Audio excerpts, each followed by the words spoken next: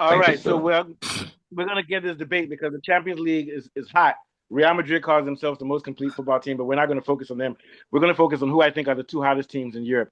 PSG, who's proven they can be fantastic and has won the Champions League and continues going hard, and Arsenal, who's rising and getting a lot better. So I'm going to start by asking who's the most complete team, not the best team, but the most complete. So what I'm arguing is that when it comes to defense, Arsenal has a slight advantage. They may have the best defense in Europe. Maybe I'm wrong.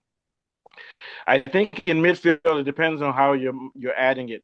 I think PSG has a more fluid midfield with Neves. Who are the other two? I thought I'd be Neves and Fabian Vitinha, Ruiz and and who's the other Vitinha. one? Fabian Ruiz and And Ruiz. Vitinha. Yeah, Fabian Ruiz and Neves too, right? Yeah, he's in Yes, midfield too. João Neves. Yeah, they have, and their midfield is different from Arsenal's midfield. PSG's midfield is fluid passing combinations.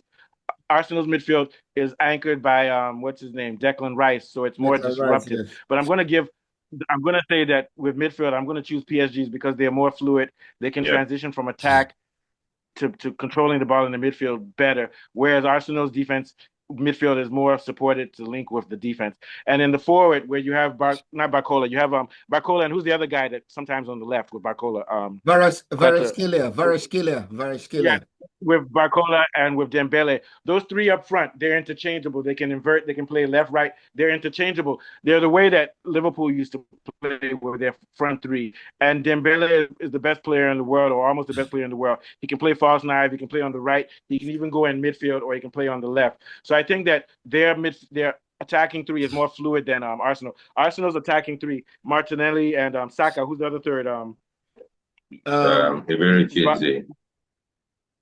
No, but yeah, usually who are the three that usually no? So Martinelli, Victor and who's the other one Gyökeres. that sometimes Victor Gyökeres. Odegaard. Oh, okay. Odegaard. Yeah, but when you look at Arsenal's front three, let's put aside Eze because Eze is new. He has a new dimension. They tend to isolate themselves and do well, but they are not fluid. They don't interchange. Like you'll never see what's his Saka. name? You never see Saka come in, invert, and become a false nine or go to the left. Yeah. And Martinelli and Odegaard, they usually have one position where they like to score. So they play. So I think the difference is that PSG's front three are interchangeable and are flexible. And also their midfield is interchangeable and flexible and is more fluid. And I think there's still a disconnect between Arsenal's midfield and their attacking three. And even now that they have, what's his name from the guy from the new striker, what's his name again? The number 9. You're correct. You're correct. They're still disconnected. So there's more fluidity in PSG. There's more fluidity in PSG's midfield, and they're an attacking three than Arsenal. Whereas Arsenal has very good individual guys, but from midfield to attack, there's still a disconnection. So I think that because of that, PSG is the most fluid and most complete team in football. That doesn't mean they'll beat Arsenal. It just means they're more fluid and complete and adaptable. What are your thoughts, Mr. Warif? Yeah. Well, you just said it all. Just like yesterday's game when Arsenal were playing with Crystal Palace, when the midfield was not, Iberici was not doing what he was supposed to do, and even when Saka couldn't penetrate, I was telling my friends, I said, why can't Saka interchange with Iberici? You know, in football, sometimes when a player is marking you out or a defender is marking an attacker out, you interchange, you swap wing, you swap position with it. So that by the time you come back to that place, the defender might not even realize when you come back. So that is what is lacking in Arsenal. Right now, I'm seeing I've started seeing the importance of what they call Odegaard in the midfield. You know, Eberechi, even in Crystal Palace, he plays from the wing. But Arteta plays him as a creative midfielder. And that flexibility that Odegaard has that can make the passes, Eberechi does not have that kind of flair in the midfield. Yeah. And again, if you watch Gyökeres in yesterday's match, Gyökeres almost all throughout the game, he was just a passenger. Why? Because the midfield, creative midfield, they were not there to feed him the ball. So when the creative midfielders are not there to feed him the ball, he's just as good as useless in the pitch. But when you see what's it called? PSG, they are fast, they are strong, they can interchange. You know, one thing about football is this: you have to be flexible. But Arteta is stiff, he's rigid, he's not flexible. you can easily predict his game. So one thing about football that matters is the 3 points. So no matter how Arsenal plays, they're getting the 3 points. But to me, the game yesterday, I was not too satisfied because, like you said, our midfield, the creative midfield, is not that flexible like that of the PSG team. So I think I'll give it to PSG. Yeah, and we know that Arsenal is the best team in England right now. But at this level, the way PSG plays, and they're able to beat big teams like Bayern Munich and Barcelona, it's because of their flexibility.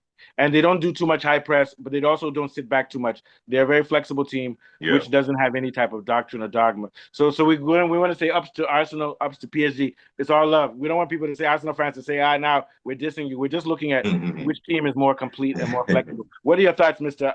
Yeah. Yeah, I quite agree with both you guys because Arsenal, as formidable as they are, I respect them. They have a very decent defensive unit. But why I feel that PSG is a little bit more complete is that, like you talked about fluidity, they have players that have dual roles and can easily be flexible enough to move into another position and still be as effective. For instance, if you're playing as a winger, you should be able to play on the right or the left. Bukayo Saka can only play from the right because he's left-footed. He doesn't have that kind of ability. Yeah. But if you look at the front three of PSG, Kvaratskhelia has moved to the right. Sometimes Bakola goes to the left. Sometimes Dembele even switches from striker role and goes to the wing play. So that flexibility is in PSG. And then if you look at their midfield too, they seem to complement each other. You can't say which one is the defensive midfielder. You can't say which one is the attacking midfielder. They're always changing positions to confuse the opposition. Whether it is Vitinha or Fabian Ruiz or João Neves, they are very, very flexible and fluid. Arsenal seem to play in a particular rigid way. And when they need to tweak their system to win a game, Arteta is usually very reluctant. He's a purist when it comes to playing his style of football, and I think that is his kryptonite, really. Because some games that he needs to you know what it is? Yeah. And you know what it is? PSG, sorry, go ahead, finish your statement and I'll say Yeah. So I feel that if he's a little bit more flexible, inability to play or tweak in a certain way is his kryptonite, and sometimes he gets it wrong. Look at the game against Liverpool. Everybody has figured out how to play Liverpool, but Arsenal couldn't beat them. And yet they're ahead of them in the league. So he has to find a way to nuance his approach and be more flexible in order to win games. And I feel if he doesn't get this right, you can't really say that his team is the most composed or balanced team, because a team that is complete should be able to adapt to the tactics of the opposition. It's part of what makes it complete. Adaptability. Yeah, and you're right. And so what that is, it goes to show why Enriquez is probably the best coach in all of football. And I think the part of being flexible and adaptable is to have no definition. Once you define yourself as one thing, you lose flexibility. They don't have any definition. They have their thing is fluidity. But I think that this is why Dembele, even more than this guy Yamal, is the best player in the world. Yamal is good, but Dembele is the ultimate player because of absolute fluidity. Dembele is the central forward, but he has freedom to drift and swap positions. False nine, he's absolutely free. Almost like, remember in defense where they have libero and defense. He's the sweeper of the attack. He's like, if you play chess, he's like the queen. They can go diagonal in all types of different. And I think that's the beauty of it. And then they have good left wingers and right wing. Can you imagine?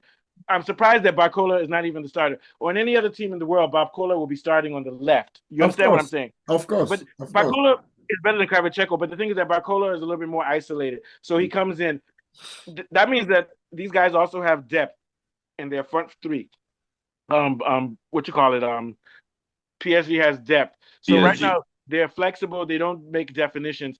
And this is why this next European Championship is going to be interesting between either France or Barcelona. Because if you look at, not Barcelona, I said Barcelona, I meant Spain. If you look at Spain, if you look at France and Spain and you look at PSG and Barcelona, one thing they have is that all of their players can drift. And all it means to be able to drift is that you're ambidextrous. That means you can go left or right. You can't say like Saka. That's the big difference. Saka, if you put Saka as a false nine or you put him on the left, he's finished.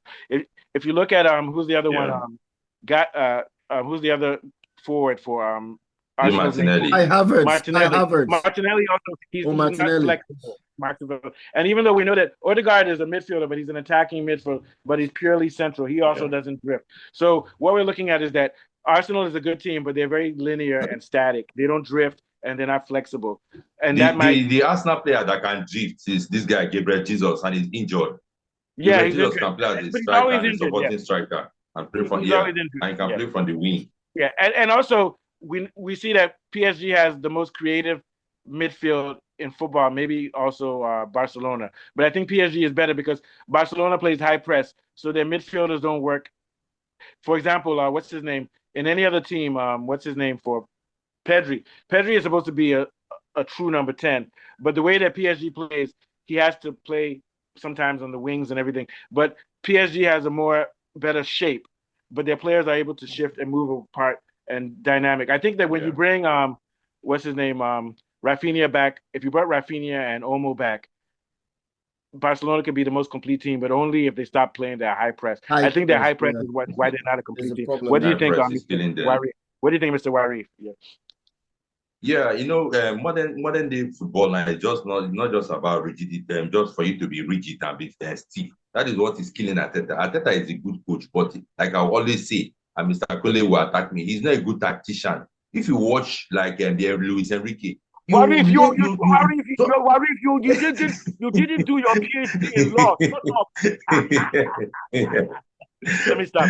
So I always tell people, Arteta, fine. There's a difference between a coach and a tactician. Just like if you can remember in USA '94, Clement Westerhoff came to our Super Eagles as a technical advisor, not as a coach. A coach is different from a technical advisor. So that is what Arteta is lacking. Arteta is a good coach, but he's not a good tactician, because a good tactician can study the game and make a change, and you see the effect of the flexible. game. And you can, yes, you can tell your players, not just like what is it called? Saka. Saka is just too flexible. He plays one wing. By right, Saka can drift.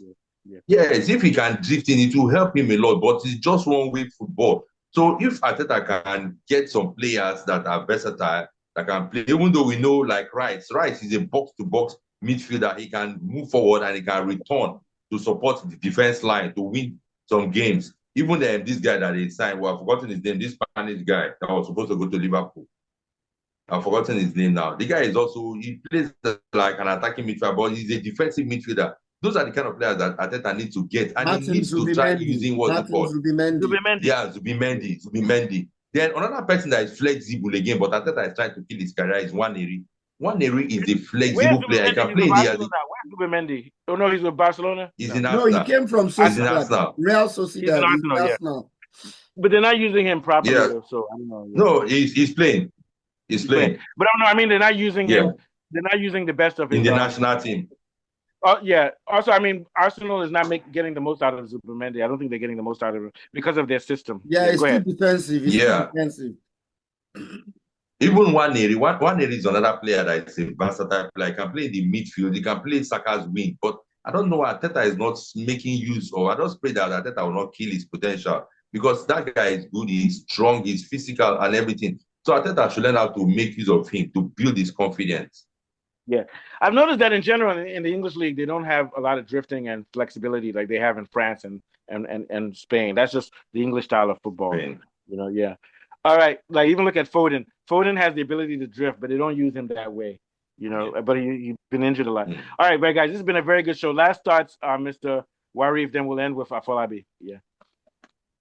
Okay, I think what is it called? Mikel Arteta needs to me, since he's not using Nwaneri and Odegaard, one thing about some footballers, once they start having this injury, the injury continue to reoccur. And that is what I've seen with Odegaard. I think Mikel Arteta needs to go by January, needs to try and get a creative midfielder. Not just getting a creative midfielder that is versatile, like can play different wing. Or maybe when Gabriel Jesus comes, I think you should start using him as a false nine or so to support Gyökeres. Because without a creative midfielder, Gyökeres is as good as not even in the field. So I think he should be more tactical. Yeah. It's just like Isak with Liverpool. It's a waste. It's just a waste of time, man. Yeah, I won't read Isak is injured right now. 150 million pounds. Right. Isak is always injured. That one, waste of money, man. And it's not help Liverpool. You know what Isak is like? Isak is like buying a 100-inch screen TV, but you don't have a generator and you don't have electricity. What's the point?